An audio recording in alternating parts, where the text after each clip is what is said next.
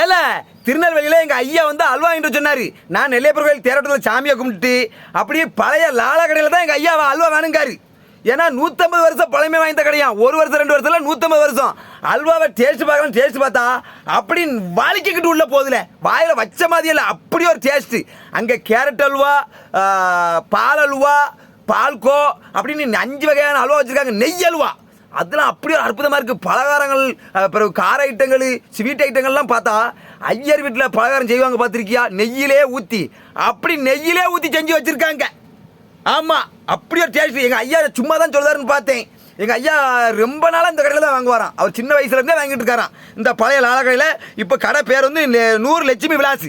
கடை எங்கே இருக்குன்னா திருநெல்வேலி கேடிசி நகர் டிப்போவுக்கு எதிர்த்தாப்புல நம்ம இந்த 100 லட்சுமி விலாஸ் கடை இருக்குது.